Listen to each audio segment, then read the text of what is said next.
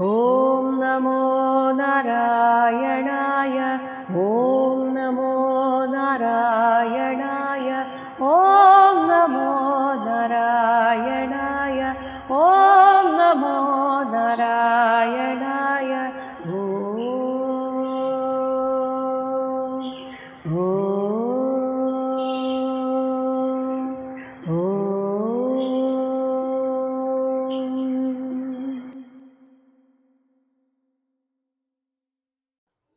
ശ്രീമദ് മഹാഭാഗവതം സപ്തമസ്കന്ധം ത്രയോദശോ അധ്യായഃ. 13-ാമത്തെ അധ്യായത്തിൽ യതിധർമ്മ നിരൂപണം, അതായത് ഒരു സന്യാസാശ്രമത്തിൽ എത്തിയ ആളുടെ ധർമ്മം എന്താണെന്ന് പറയുന്നു. 1-ാമത്തെ ശ്ലോകം കഴിഞ്ഞ അധ്യായത്തിന്റെ ഒരു തുടർച്ചയായിട്ടാണ്. നാരദ ഉവാച കൽപഃ തു ഏവം പരിവ്രജ്യ ദേഹമാത്ര അവശേഷതഃ ഗ്രാമ ഏകരാത്ര വിധിന നിരപേക്ഷഃ ചരേത് മഹീം.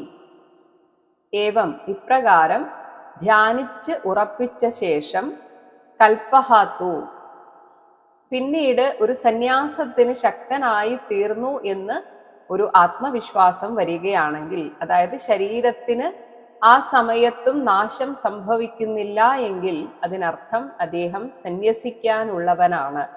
അങ്ങനെയുള്ള ആ ആൾ പരിവ്രജ്യ പിന്നീട് സന്യാസം സ്വീകരിച്ച് ദേഹമാത്ര അവശേഷതഃ ശരീരം മാത്രം ബാക്കിയാക്കിക്കൊണ്ട് നിരപേക്ഷഃ ഒന്നിലും അപേക്ഷയില്ലാത്തവനായി, ഒന്നിനെ കുറിച്ചും ചിന്തിക്കാതെ, മാത്രമല്ല ഗ്രാമ ഏകരാത്ര വിധിന ഒരു ഗ്രാമത്തിൽ ഒരു രാത്രി മാത്രം തങ്ങുക എന്ന നിയമത്തോടെ മഹീം ചരേത് ഭൂമിയിലെമ്പാടും ചുറ്റി നടക്കണം.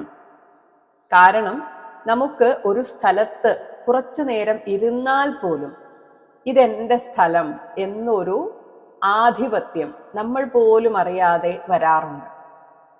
അപ്പോൾ നമ്മൾ ഒരു വീട്ടിൽ അല്ലെങ്കിൽ ഒരു നാട്ടിൽ പുതിയതായിട്ട് ചെന്നാൽ ആദ്യം ഒരു അപരിചിതത്വം ഉണ്ടാവുമെങ്കിലും ഒന്ന് പഴകിക്കഴിഞ്ഞാൽ പിന്നെ നമുക്കത് നമ്മുടേതാണ് എന്നൊരു തോന്നൽ വരും. അപ്പോൾ അതുപോലും പാടില്ല എന്നതുകൊണ്ടാണ് ഒരു രാത്രി ഒരു ഗ്രാമത്തിൽ എന്ന രീതിയിൽ സഞ്ചരിക്കാൻ പറയുന്നത്. ഇനി സന്യാസിയുടെ ആശ്രമധർമ്മങ്ങളെയാണ് 9 ശ്ലോകങ്ങൾ കൊണ്ട് പറയുന്നത്. 2-ാമത്തെ ശ്ലോകം ബിഭ്രയാത് യദി അസൗ വാസഃ കൗപീന ആച്ഛാദനം പരം തെക്തം ന ദണ്ഡലിംഗാദേഹേ അന്യത് കിഞ്ചിത് അനാപതി.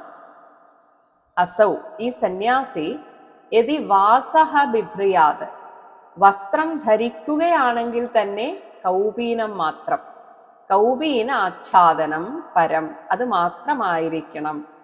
ഇനി ദണ്ഡലിംഗാദേഹേ യോഗദണ്ഡ് കമണ്ഡലു മുതലായ സന്യാസ ലക്ഷണങ്ങൾ എന്നിവയിൽ നിന്ന് ഈ യോഗദണ്ഡ് പോലെയുള്ളവ കയ്യിൽ സ്വീകരിക്കാം. കാരണം അത് സന്യാസിയുടെ ലക്ഷണമായതുകൊണ്ട് മാത്രം.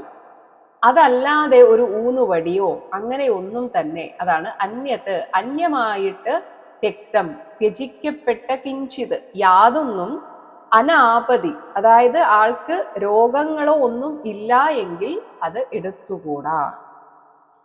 അതായത് ഒരു ഊന്നുവടി പോലും ആശ്രയിക്കരുത് എന്ന് അർത്ഥം. 3-ാമത്തെ ശ്ലോകം ഏക ഏവ ചരേത് ഭിക്ഷുഃ ആത്മാരാമഃ അനപാശ്രയഃ സർവഭൂത സുഹൃത് ശാന്തഃ നാരായണ പരായണഃ. ഭിക്ഷുഃ ഭിക്ഷ കിട്ടുന്ന ആ അന്നം കൊണ്ട് മാത്രം ശരീരത്തെ നിലനിർത്തുക, അതേസമയം ഒന്നിനും പരിഭവമില്ലാതെ എല്ലായ്പ്പോഴും ആത്മാരാമഃ ആത്മാനന്ദത്തിൽ രമിക്കുന്നവനും അനപാശ്രയഃ പരാശ്രയമില്ലാത്തവനും സർവഭൂത സുഹൃത് സകല പ്രാണികളുടെയും ഹിതാനുവർത്തിയും ശാന്തഃ പ്രശാന്തനും നാരായണ പരായണഃ സാക്ഷാൽ ശ്രീനാരായണനെ സർവാത്മനാ ശരണം ഗമിച്ചവനുമായിട്ട് ഏകഃ ഏവ ചരേത് ഒറ്റയ്ക്ക് തന്നെ സഞ്ചരിക്കണം. ഒരിക്കലും കൂട്ടുകൂടി സഞ്ചരിക്കാൻ പാടില്ല. കാരണം ഒരാൾ കൂടെ വന്നാൽ പോലും അയാൾ ശിഷ്യനല്ല എങ്കിൽ അവിടെ വെറുതെ ഒരു വാഗ്വാദമോ എന്തെങ്കിലും കാര്യങ്ങളിലുള്ള ഒരു അഭിപ്രായ വ്യത്യാസമോ ഒക്കെ ഉണ്ടാവാൻ സാധ്യതയുണ്ട്. 4-ാമത്തെ ശ്ലോകം. പശ്യേത് ആത്മനി അധഃ വിശ്വം പരേ സത് അസതഃ അവ്യയേ ആത്മാനം ച പരം ബ്രഹ്മ സർവത്ര സദസന്മയേ. സദസതഃ കാരണങ്ങളിൽ നിന്ന് പരേ അതീതമായി, അവ്യയെ നിർവികാരമായി നിലകൊള്ളുന്ന ആത്മനി ആ പരമാത്മാവിൽ, അധഃ ഈ കാണുന്ന വിശ്വത്തെ മുഴുവൻ, സദസന്മയേ കാര്യകാരണാത്മകമായ പ്രപഞ്ചത്തിൽ സർവത്ര എല്ലായിടത്തും ബ്രഹ്മസ്വരൂപേണ വർത്തിക്കുന്ന പരമാത്മാവിനെയും പശ്യേത് ദർശിക്കണം. അതായത് ഓരോ മനുഷ്യരെ കാണുമ്പോഴും അവരിൽ എല്ലാം ഈശ്വരനെ കാണണം, ഈശ്വരൻ തന്നെയാണ് സർവ്വതും എന്നും കാണണം. അപ്പോൾ ഇത് രണ്ടും കാണണം എന്നാണ്. ഒന്നിലും ഭേദമില്ലാത്തതുപോലെ ജീവിക്കണം. ഇതേ കാര്യം തന്നെയാണ് 5-ാമത്തെ ശ്ലോകത്തിൽ ഒന്നുകൂടെ ഉറപ്പിച്ച് പറയുന്നത്. അതുകൊണ്ട് ആ ഒരു ശ്ലോകം ഞാൻ വിടുകയാണ്. ഇനി പറയുന്നു, ജീവിച്ചിരിക്കുന്നു എന്നതിൽ സന്തോഷിക്കുകയും വേണ്ട, മരണം വരുന്നു എന്ന് തോന്നുമ്പോൾ ദുഃഖിക്കുകയും വേണ്ട, രണ്ടും വേണ്ട എന്ന് പറയുന്നു. 6-ാമത്തെ ശ്ലോകം. ന അഭിനന്ദേത് ധ്രുവം മൃത്യും അധ്രുവം വ അസ്യ ജീവിതം കാലം പരം പ്രതീക്ഷേത ഭൂതാനാം പ്രഭവ അപ്യയം. അസ്യ ഈ ശരീരത്തെ സംബന്ധിച്ച് ധ്രുവം തീർച്ചയായും സംഭവിക്കും എന്നുറപ്പുള്ള മൃത്യും മരണത്തെയോ, അധ്രുവം എന്നാൽ അതേപോലെ തന്നെ ശാശ്വതമല്ലാത്ത ജീവിതത്തെയോ കുറിച്ച് ന അഭിനന്ദേത് അതിനെക്കുറിച്ച് ചിന്തിക്കുകയേ ചെയ്യരുത്. ജീവിച്ചിരിക്കുന്നു എന്നതിൽ സന്തോഷിക്കുകയും വേണ്ട, മരിക്കാൻ പോകും എന്നൊരു തോന്നൽ വന്നാൽ അതിൽ ദുഃഖിക്കുകയും വേണ്ട. ഭൂതാനാം ജീവരാശികളുടെ ജനന മരണങ്ങൾക്ക് ആസ്പദമായ കാലം പരം പ്രതീക്ഷേത, കാലം എന്താണോ തന്നിലേക്ക് എത്തിക്കുന്നത് അത് അനുഭവിക്കുക, അത്രമാത്രം. സന്യാസാശ്രമത്തിൽ വന്നു കഴിഞ്ഞാൽ പിന്നെ ജീവിക്കാൻ വേണ്ടി ഒരു തരത്തിലുള്ള ഉപജീവന വൃത്തിയെയും ആശ്രയിക്കരുത്. അതിനി ആധ്യാത്മികമായ കാര്യങ്ങളായാൽ പോലും. ന അസത് ശാസ്ത്രേഷു സജ്ജേത ന ഉപജീവേത ജീവികാം വാദവാദാൻ ത്യജേത് തർക്കാൻ പക്ഷം കം ച ന സംശയേത്. അസത് ശാസ്ത്രേഷു അധ്യാത്മവിദ്യയുമായി ഒരു ബന്ധവുമില്ലാത്ത ശാസ്ത്രവിജ്ഞാനങ്ങളിൽ ന സജ്ജേത ഏർപ്പെട്ടുകൂടാ. ജീവികാം ജ്യോതിഷാദി ഉപവൃത്തിയെ, ജ്യോതിഷം പറയുക തുടങ്ങിയ ആ ഉപജീവന മാർഗത്തെ ന ഉപജീവേത് അതിനെ സ്വീകരിച്ചു കൊണ്ടുപോകരുത്, ഉപജീവന മാർഗമായി കൊണ്ടു നടക്കരുത്. അതായത് എന്തൊക്കെ അറിവുണ്ടെങ്കിലും അതൊന്നും ഒരു സന്യാസി തൻ്റെ ഉപജീവന മാർഗത്തിന് പ്രയോജനപ്പെടുത്തരുത്. വാദവാദാൻ വാദത്തിനു വേണ്ടി മാത്രം വാദമെടുത്തിടുന്ന തർക്കാൻ യുക്തിശാസ്ത്രങ്ങളെ ത്യജേത് തള്ളിക്കളയണം. കം പക്ഷം ഒരു പക്ഷത്തിലേക്കും ന സംശയേത് ചേർന്ന് നിൽക്കുകയും അരുത്. ഒരു തരത്തിലും ആരെങ്കിലും വെറുതെ വന്ന് ഞാൻ ആ കാര്യത്തിൽ എനിക്ക് സംശയമുണ്ട്, അല്ലെങ്കിൽ ആ രീതിയിൽ അത് ശരിയല്ലല്ലോ, ഇങ്ങനെ വാദത്തിന് വന്നാൽ ഞാൻ ഇതിനില്ല എന്ന് തന്നെ പറയണം. ആധ്യാത്മികതയെ കുറിച്ച് ആത്മാർത്ഥമായി അറിയാൻ ആഗ്രഹിക്കുന്നവർക്ക് മാത്രം അതിനവർ അർഹരാണെങ്കിൽ അതിനെക്കുറിച്ച് പറഞ്ഞു കൊടുക്കാം എന്നല്ലാതെ മറ്റൊരു തരത്തിലുള്ള വാദപ്രതിവാദങ്ങളിലും ഒരു സന്യാസി ഏർപ്പെടരുത്. ഇനി പറയുന്ന കാര്യങ്ങൾ സത്യത്തിൽ ഇന്ന് പല സന്യാസിമാരും ചെയ്യുന്നതിന് നേരെ വിപരീതമായിട്ടുള്ള കാര്യമാണ്. അതായത് ഇന്ന് നമ്മൾ കാണുന്ന അവരുടെ ആ ഒരു രീതിയിൽ ചെയ്യരുത് എന്ന് പറയുകയാണ്. 8-ാമത്തെ ശ്ലോകം. നശിഷ്യാൻ അനുബന്ധീത ഗ്രന്ഥാൻ ന ഏവ അഭ്യസേത് ബഹൂൻ ന വ്യാഖ്യാം ഉപയുഞ്ജീത ന ആരംഭാൻ ആരഭേത് ക്വചിത്. അതായത് അത്ര ആത്മാർത്ഥതയോടെ സ്വയമേവ വന്നു ചേരുന്ന ശിഷ്യരെ സ്വീകരിക്കാം, അത് കൂടെ നടത്തണമെങ്കിൽ അതൊക്കെ ഓരോരുത്തരുടെ താല്പര്യം. പക്ഷെ ഒരിക്കലും ശിഷ്യാന്ന അനുബന്ധീത, വശീകരിച്ചും നിർബന്ധിച്ചും ശിഷ്യഗണങ്ങളെ വാർത്തെടുക്കരുത്, അല്ലെങ്കിൽ ശിഷ്യന്മാരെ കൂട്ടരുത്. പരസ്യം കൊടുത്തിട്ടോ അങ്ങനെ ഒരു പരസ്യവാചകങ്ങളിലൂടെയോ ഒരു തരത്തിലും ഞാനിതാ ഇങ്ങനെ ഒരു ഗുരു ഉണ്ട് എല്ലാവരും വരൂ എന്നൊന്നും പറയരുത്. അല്ലെങ്കിൽ അങ്ങനെ ചെയ്യാനേ പാടില്ല, ആഗ്രഹിക്കാനേ പാടില്ല. സത്യത്തിൽ അത്ര ആത്മാർത്ഥതയുള്ള ഒരാൾ വന്ന് ചോദിച്ചാൽ അവർക്കതിനുള്ള അർഹതയുണ്ടെങ്കിൽ പറഞ്ഞു കൊടുക്കാമെന്നല്ലാതെ ഇതേപോലെയുള്ള ഇനിയും ശിഷ്യന്മാർ വരണം എന്നൊന്നും ആഗ്രഹിക്കുകയേ ചെയ്യരുത്. അതുപോലെ തന്നെ സന്യാസധർമ്മത്തിൽ എത്തിക്കഴിഞ്ഞാൽ പിന്നെ ബഹൂൻ ഗ്രന്ഥാന്ന അഭ്യസേത്, പിന്നെ ഗ്രന്ഥങ്ങളൊന്നും അഭ്യസിക്കേണ്ടതില്ല. സദാ ആ പരമാത്മ ചിന്തയിൽ ഭഗവാനെ തന്നെ കണ്ടുകൊണ്ട് ജീവിക്കുക, അനുഭവിക്കുക, അത്രമാത്രം. മാത്രമല്ല പറയുന്നു വ്യാഖ്യാം ന ഉപയുഞ്ജീത, അങ്ങനെയുള്ളവർ പ്രഭാഷണം പോലും സംഘടിപ്പിക്കരുത്. ക്വചിത് ആരംഭാന്ന ആരഭേത്, ഒരിടത്തും മഠനിർമ്മാണാദി പ്രസ്ഥാനങ്ങൾ തുടങ്ങി വെക്കരുത്. കാരണം സന്യാസധർമ്മത്തിന് അതുപോലും വിലങ്ങുതടിയാണ്. കാരണം ഭൗതികമായിട്ട് ഒരു കെട്ടിടമുണ്ടാക്കി അത് നടത്തിക്കൊണ്ടു പോവുക എന്ന് പറയുന്നത് അത്രയും ഉത്തരവാദിത്വമുള്ള ഒരു ജോലിയാണ്. അപ്പോൾ അതൊരു സന്യാസി ഏറ്റെടുക്കുമ്പോൾ അതിലൊരു തരത്തിലുള്ള കള്ളത്തരവും പാടില്ല, അല്ലെങ്കിൽ അതിൻ്റെ കണക്ക് കാര്യങ്ങൾ എല്ലാം അതിനൊന്നും നിൽക്കരുത്. യഥാർത്ഥ സന്യാസി അതിലൊന്നും നിൽക്കരുത് എന്നാണ് പറയുന്നത്. അതാണ് ഞാൻ ആദ്യം പറഞ്ഞത്. എന്നാൽ ഇതിനൊക്കെ നേർ വിപരീതമായിട്ടാണ് ഇന്ന് സംഭവിക്കുന്നത്. അപ്പോൾ ഒരു സന്യാസിക്ക് ഒരു തരത്തിലുള്ള കെട്ടുപാടും പാടില്ല, അത്രയും സ്വതന്ത്രനായിരിക്കണം എന്നതുകൊണ്ടാണ് ശിഷ്യന്മാരെ പോലും കൂടെ കൂട്ടാതെ അവർ വന്നു പോവുകയാണെങ്കിൽ പോകട്ടെ എന്ന രീതിയിൽ താൻ എവിടെയുണ്ടോ അവിടേക്ക് വരുന്നവരെ സ്വീകരിക്കുക എന്ന് വെച്ചാൽ അവർക്ക് വേണ്ടത് ഉപദേശിച്ചു കൊടുക്കുക, വിടുക. അത്ര പോലും ഒരാളുമായിട്ടൊരു ബന്ധം പിന്നീട് ഉണ്ടാക്കി വെക്കരുത്. അതാണ് ശരിയായ സന്യാസധർമ്മം. എന്തിന് പ്രഭാഷണങ്ങൾ പോലും പിന്നീട് പറയരുത് എന്നാണ്. എന്തുകൊണ്ടെന്നാൽ നമ്മൾ ഒരു കാര്യത്തെക്കുറിച്ച് വിശദമായിട്ട് മറ്റുള്ളവർക്ക് പറഞ്ഞു കൊടുക്കണമെങ്കിൽ അതിനെക്കുറിച്ച്, ആ വിഷയത്തെക്കുറിച്ച് ചിന്തിക്കണം, ആ വിഷയവുമായി ബന്ധപ്പെട്ട കാര്യങ്ങളെക്കുറിച്ച് ചിന്തിക്കണം. അതൊക്കെ ഈശ്വര ചിന്തയ്ക്ക്, ആ ലയത്തിന് തടസ്സമാണ്. പ്രഭാഷണമൊക്കെ സത്യത്തിൽ ഈ സന്യാസധർമ്മത്തിന് മുൻപ് ചെയ്യേണ്ട ഒരു കാര്യമാണ്. അതായത് ഗൃഹസ്ഥ വൃത്തിയിൽ നിന്ന് കുറച്ചൊക്കെ ഒരു വിരക്തി വന്നു, എന്നാൽ വാനപ്രസ്ഥത്തിലേക്ക് എത്തിയിട്ടുമില്ല. അത്തരത്തിലുള്ള യഥാർത്ഥ ആചാര്യന്മാർക്ക് മാത്രമാണ് നല്ല പ്രഭാഷകരാകാൻ സാധിക്കുക. ഒരിക്കലും ഒരു സന്യാസി, പൂർണ്ണമായും സന്യസിച്ച ഒരാൾ പ്രഭാഷണം പോലും നടത്തരുത്, അല്ലെങ്കിൽ നടത്തേണ്ട ആവശ്യമില്ല എന്നാണ് പറയുന്നത്. അവരുടെ മൗനമാണ് ഭാഷ. അല്ലെങ്കിൽ ശ്രീരാമകൃഷ്ണ പരമഹംസരെ പോലെ, രമണ മഹർഷിയെ പോലെ അവരുടെ സാന്നിധ്യത്തിൽ നിന്ന് അവരുടെ ശിഷ്യന്മാർ സ്വീകരിക്കുന്നതാണ് ആനന്ദം. കാരണം അവർ ആ ഒരു ആനന്ദത്തിൽ ഇരിക്കുകയാണ്. അത് പകർന്നു കൊടുക്കുക എന്നത് മാത്രമാണ് ഒരു സന്യാസിയുടെ ധർമ്മം. 9ാമത്തെ ശ്ലോകം.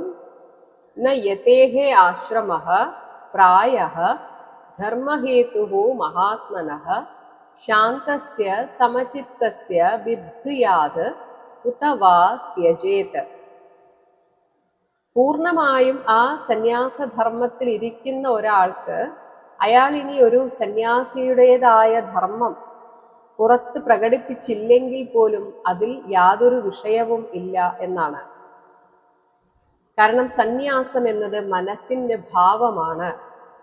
ശാന്തസ്യ, പ്രശാന്തനായി, സമചിത്തസ്യ, സമഭാവനയുള്ളവനായി, മഹാത്മനഃ, മഹാമനസ്കനുമായി ഭവിച്ച യതേഹേ, ഒരു സിദ്ധ സന്യാസിക്ക് ആ ആളിന്റെ ആശ്രമഃ, സന്യാസ ആശ്രമം എന്നത് പ്രായഃ ധർമ്മഹേതുഃ, ആ സന്യാസധർമ്മത്തിന്റെ ഒരു ഹേതു മാത്രമാണ്, ഒരു കാരണം മാത്രമാണ്.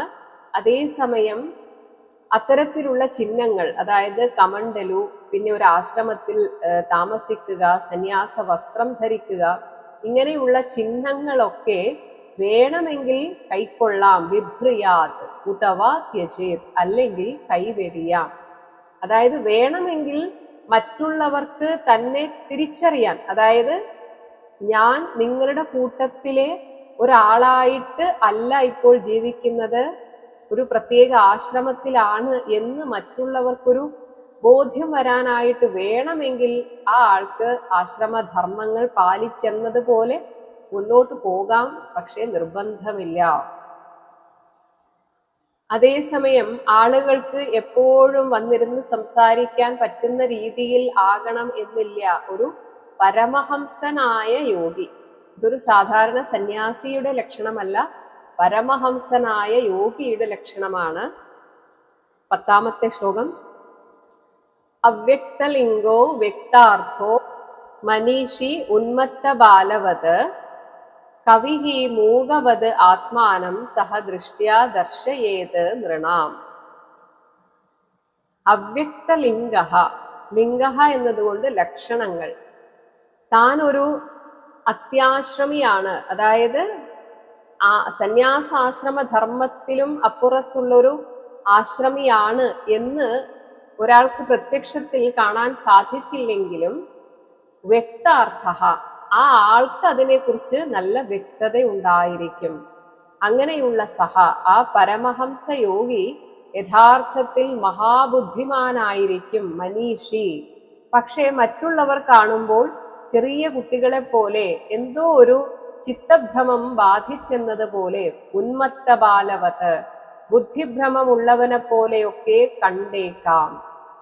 കവിഹി, പ്രതിഭാസമ്പന്നനായ വാഗ്മിയാണെങ്കിലും ചിലപ്പോൾ മൂകവത്, ഊമയെപ്പോലെയും, നൃണാം ദൃഷ്ട്യ, ജനങ്ങളുടെ കാഴ്ചപ്പാടിലൂടെ ദർശയേത്, പ്രദർശിപ്പിക്കണം. അതായത് ആളുകൾക്ക് അത്ര പെട്ടെന്നൊന്നും ഇത്തരത്തിലുള്ളവരെ പിടികിട്ടരുത്. അത്ര അർഹതയുള്ളവർക്ക് മാത്രമേ ഇങ്ങനെയുള്ള ആശ്രമികളെ കണ്ടെത്താനും അവരുമായിട്ട് സത്സംഗത്തിനുമൊക്കെ സാധ്യതയുണ്ടാവുകയുള്ളൂ. അപ്പോൾ ഈ പറഞ്ഞ രണ്ട് വ്യക്തികൾക്കും ഒരു ഉദാഹരണമാണ്. ഒന്ന് ശ്രീരാമകൃഷ്ണ പരമഹംസർ, മറ്റൊന്ന് രമണ മഹർഷി. കാരണം രമണ മഹർഷി പലപ്പോഴും മൗനമായിട്ടാണ് ഇരിക്കാറ്. ഇനി വല്ലപ്പോഴും സംസാരിച്ചാൽ അതെല്ലാം ഉപനിഷത്ത് വാക്യങ്ങളായിരിക്കും, ആ സത്യങ്ങളാണ്, ആ തത്വങ്ങളാണ് അദ്ദേഹം പറയുക. ഇനി ശ്രീരാമകൃഷ്ണ പരമഹംസരെ പലരും ഉള്ള ആളാണെന്ന് തെറ്റിദ്ധരിച്ചിട്ടുണ്ട്. ഇതൊക്കെ പരമഹംസ യോഗികളുടെ ലക്ഷണമാണ്. ഇനി ഒരു അവധൂതന്റെ യഥാർത്ഥ ജീവിത രീതി എങ്ങനെയാണ് എന്ന് മനസ്സിലാക്കാനായിട്ട് പണ്ട് പ്രഹ്ലാദനും ഒരു അവധൂതനും തമ്മിലുള്ള ഒരു സംഭാഷണം ഇവിടെ ഉദാഹരിക്കാമെന്ന് പറയുകയാണ്. 11ാമത്തെ ശ്ലോകം. അത്ര അപി ഉദാഹരന്തി ഇമം ഇതിഹാസം പുരാതനം പ്രഹ്ലാദസ്യ ച സംവാദം മുനേഹേ ആജഗരസ്യ ച.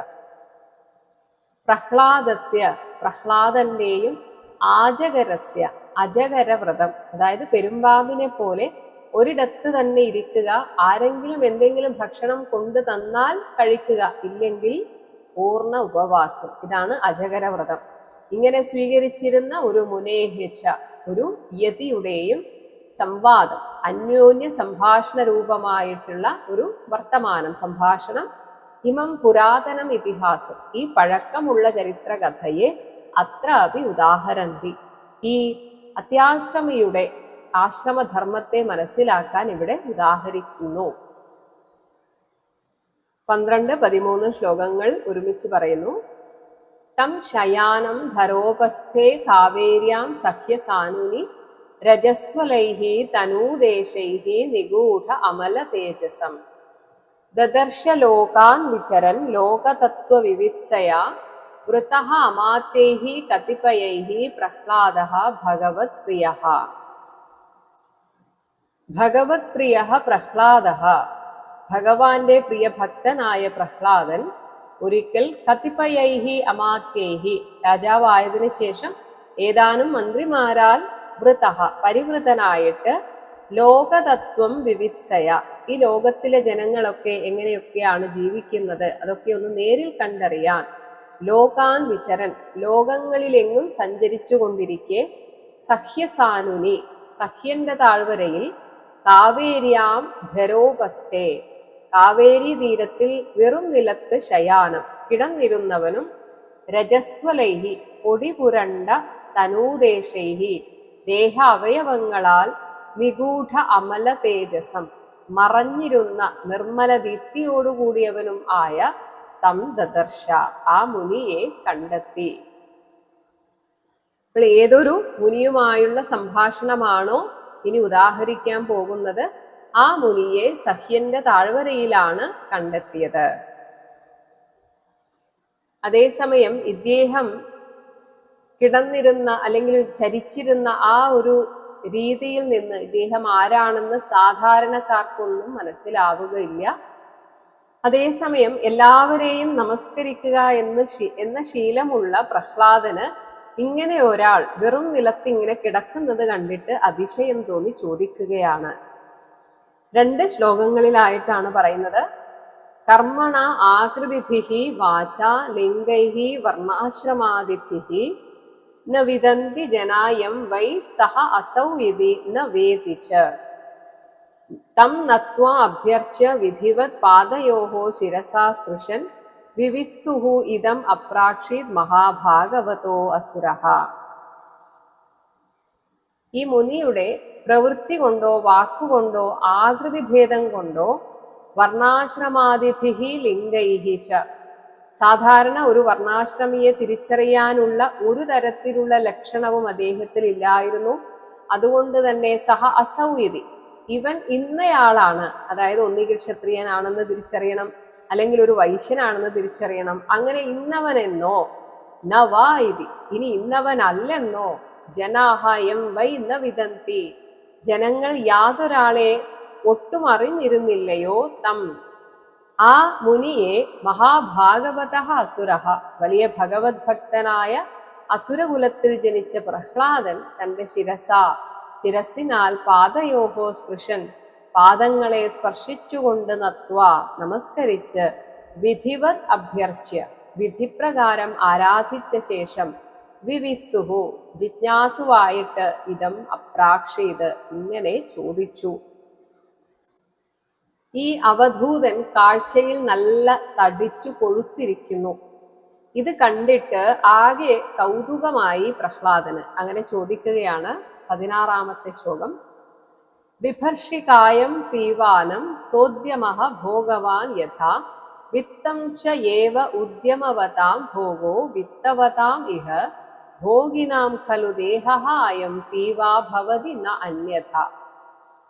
സോദ്യമഃ പരിശ്രമിയും ഭോഗവാൻ ഭോഗസുഖങ്ങൾ അനുഭവിക്കുന്നവനുമായ ഒരുത്തൻ യഥാ ഏതുപോലെയാണോ അതുപോലെയാണ് അങ്ങ് പീവാനം തടിച്ചുകൊഴുത്ത കായം വിഭർഷി കായത്തെ ശരീരത്തെ വഹിക്കുന്നത്. സാധാരണ നല്ല സമ്പത്തൊക്കെ ഉള്ള ആളുകൾ നല്ല ഭക്ഷണം നല്ല കൊഴുപ്പുള്ള ഭക്ഷണമൊക്കെ കഴിക്കുമ്പോഴാണ് ഇങ്ങനെ നല്ല തടിച്ച ശരീരമൊക്കെ ഉണ്ടാവുന്നത്. പക്ഷെ അങ്ങാണെങ്കിൽ ഒന്നും ചെയ്യാതെ ഇങ്ങനെ വെറും നിലത്ത് കിടക്കുന്നതായിട്ടാണ് ഞാൻ കാണുന്നത്. അപ്പോൾ ഇത് രണ്ടും അങ്ങോട്ട് പൊരുത്തപ്പെടുന്നില്ല എന്നാണ് ആദ്യം തന്നെ പ്രഹ്ലാദൻ പറയുന്നത്. ഇഹ ഈ ലോകത്തിൽ ഉദ്യമവതാം ഏവ പരിശ്രമികൾക്ക് മാത്രമേ വിത്തം ച ധനമുണ്ടാവൂ. വിത്തവതാം ഭോഗഃ നമുക്ക് ജീവിക്കാനുള്ള ധനം ഉണ്ടെങ്കിലേ ജീവിതത്തിൽ ഒരു സുഖം ഉണ്ടാവുകയുള്ളൂ. അതേസമയം ഭോഗിനാം ദേഹഃ ഖലു ഇങ്ങനെ സുഖ അനുഭവമുള്ളവരുടെ ശരീരമാകട്ടെ അയം പീവ ഈ വിധത്തിൽ നല്ല പുഷ്ടമായിട്ട് ഭവിക്കുന്നതാണ്. അല്ലാതെ ഇങ്ങനെ നിലത്ത് കിടന്നുറങ്ങുന്ന അങ്ങയെ പോലുള്ളവർക്ക് ഇങ്ങനെ സംഭവിക്കാൻ യാതൊരു സാധ്യതയുമില്ല. അന്യഥാ ന മറിച്ച് ഒന്നുകൊണ്ടും ഇങ്ങനെ സംഭവിക്കുകയില്ല. 17ാമത്തെ ശ്ലോകം. നതേ ശയാനസ്യ നിരുദ്യമസ്യ ബ്രഹ്മൻ നുഹ അർത്ഥോ യത ഏവ ഭോഗഃ അഭോഗിനഃ അയം തവ വിപ്രദേഹഃ പീവാ യതഃ തത് വദ നഹ ക്ഷമം ചേത്. ഹേ ബ്രഹ്മൻ, ഇപ്പോൾ ഇദ്ദേഹത്തിന് സിദ്ധിയുണ്ട് എന്ന് പ്രഹ്ലാദന് മനസ്സിലായി. അതുകൊണ്ട് ബ്രഹ്മജ്ഞനായ മുനെ, ഇങ്ങനെ നിരുദ്യമസ്യ ശയാനസ്യ, പ്രത്യേകിച്ചൊന്നും ചെയ്യാതെ ഒരിടത്ത് കിടന്നുകൊണ്ടേയിരിക്കുന്ന തേ, അങ്ങയ്ക്ക് അർത്ഥഃ ന നൂഹ, ധനമില്ല എന്നത് എനിക്ക് മനസ്സിലായി. അതേസമയം കയ്യിൽ ധനം ഉണ്ടെങ്കിലേ സന്തോഷമായിട്ട് ജീവിക്കാൻ പറ്റുള്ളൂ. യതഃ ഏവ ഭോഗഃ, ധനമുണ്ടെങ്കിലേ നമുക്ക് സുഖഭോഗങ്ങൾ ഉണ്ടാവുള്ളൂ. അങ്ങനെയെങ്കിലേ നല്ലൊരു ജീവിതം, ലൗകികമായിട്ട് സന്തോഷമായിട്ട് ഒരാൾക്ക് ജീവിക്കാൻ ആവശ്യത്തിന് ധനം വേണം. പക്ഷെ അത് അങ്ങേക്കില്ല എന്നാണ് ഞാൻ മനസ്സിലാക്കുന്നത്. പക്ഷേ അങ്ങാണെങ്കിൽ ഇങ്ങനെ തടിച്ചിരിക്കുന്നു. ഹേ വിപ്ര, അഭോഗിനഃ, സുഖജീവിതം നയിക്കാത്ത തവ, അങ്ങയുടെ അയം ദേഹഃ, ഈ ശരീരം, യതഃ പീവ, എന്തു കാരണത്താലാണ് സ്ഥൂലമായിരിക്കുന്നത്, തത്, ആ ഒരു കാര്യം, നഹ, ഞങ്ങൾക്ക് ക്ഷമം ചെയ്ത് കേട്ട് ധരിക്കാമെങ്കിൽ വദ, പറഞ്ഞു തരിക. 18-ാമത്തെ ശ്ലോകം. കവിഹി കൽപഃ നിപുണദൃക് ചിത്രപ്രിയ കഥഃ സമഃ ലോകസ്യ കുർവതഃ കർമ്മശേഷേ തതു വീക്ഷിതാം അപിവ. പ്രഹ്ലാദൻ തുടർന്ന് പറയുന്നു, അങ്ങ് കാഴ്ചയിൽ കവിഹി, വിദ്വാനെ പോലെയുണ്ട്, കൽപഃ, കർമ്മകുശലനും, നിപുണദൃക്, നിരീക്ഷണ പടുവും, ചിത്രപ്രിയ കഥഃ, അങ്ങേക്ക് മറ്റുള്ളവരോട് നന്നായി സംസാരിക്കാൻ കഴിയും എന്നൊക്കെ എനിക്ക് തോന്നുന്നുണ്ട്. അതേസമയം ഈ ലോകമൊക്കെ, ലോകത്തിലെ ആളുകൾ പല കർമ്മങ്ങൾ ചെയ്തിങ്ങനെ ഓടി നടക്കുകയാണ്. ലോകസ്യ കർമ്മ കുർവതഃ, ഈ ബഹുജനം ഓരോ പ്രവൃത്തി ചെയ്തുകൊണ്ടിരിക്കെ, തതു വീക്ഷിത, ഇതെല്ലാം നോക്കിയിരിക്കുന്നവനായിട്ടും അങ്ങേക്ക് എങ്ങനെയാണ് ഇങ്ങനെ ഒന്നും ചെയ്യാതെ സമഹശേഷേവ, ഉദാസീനനായി കിടക്കുകയാണോ? അങ്ങേക്ക് എങ്ങനെ ഇത് സാധിക്കുന്നു? ഈ ലോകം ഇങ്ങനെ എണ്ണയിട്ട ചക്കുപോലെ കറങ്ങിക്കൊണ്ടേയിരിക്കുമ്പോൾ അങ്ങ് എങ്ങനെയാണ് ഇങ്ങനെ ഉദാസീനനായിട്ട് ഇവിടെ കിടക്കുന്നത്? അങ്ങേക്ക് എങ്ങനെ ഇത് സാധിക്കുന്നു? ഹരേ രാമ ഹരേ രാമ ഹരേ രാമ രാമ ഹരേ കൃഷ്ണ ഹരേ കൃഷ്ണ കൃഷ്ണ ഹരേ രാമ ഹരേ രാമ രാമ ഹരേ കൃഷ്ണ കൃഷ്ണ ഹരേ രാമ ഹരേ കൃഷ്ണ ഹരേ രാമ ഹരേ കൃഷ്ണ.